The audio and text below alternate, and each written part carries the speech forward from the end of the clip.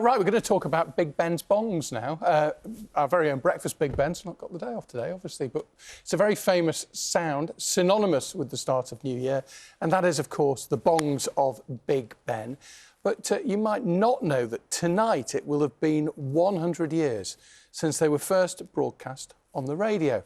Our culture reporter, Noor Nanji, has been finding out more about Big Ben's bongs.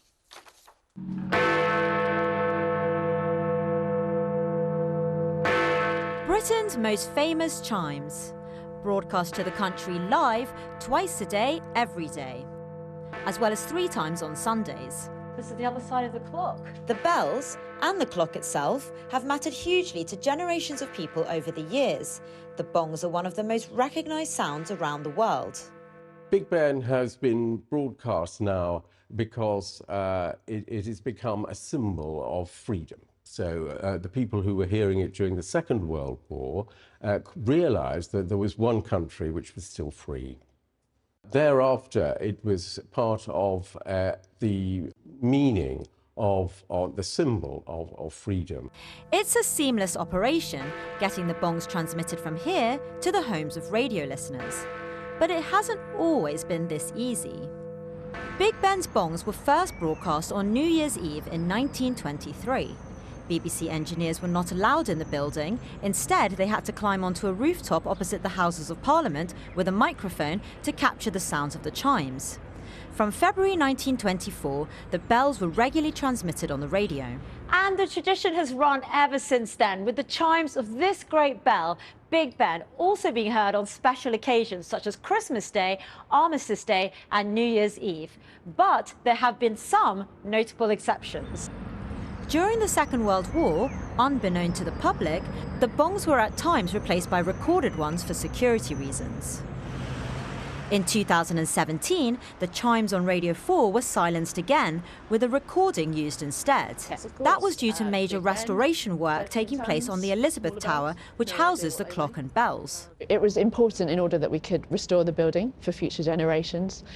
There was stonework crumbling, also the great clock hadn't had a major overhaul in over 30 years at that point. We also upgraded the infrastructure, so new lighting that you can see now, but also our fire systems, our security systems, and we also put heating in to preserve the fabric for the very first time. The tower has now been restored to its former glory.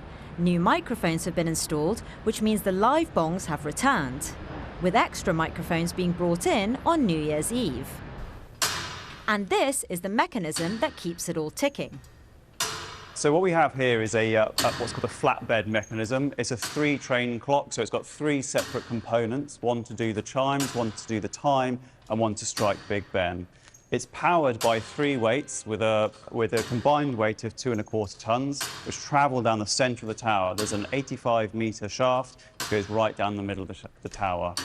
3 times a week, we come up to the mechanism room to wind the clock weights back up to the top. And New Year's Eve is coming up. What preparations are going into that? We will be here on the day, making sure that the clock is running precisely to time. We'll be taking time checks throughout the day and making small adjustments to the pendulum just to make sure that midnight happens exactly when everyone is expecting it to. The iconic bells will be broadcast around the world again at midnight, with the sound of 12 chimes signalling the start of the new year. Noor Nanji, BBC News. Fascinating, isn't it? Really interesting. I always think it's fascinating when you get a look behind the scenes at something like that. But yeah, those chimes, those iconic chimes will sound numerous times during the course of the day. But of course, at midnight tonight, just under 18 hours away now.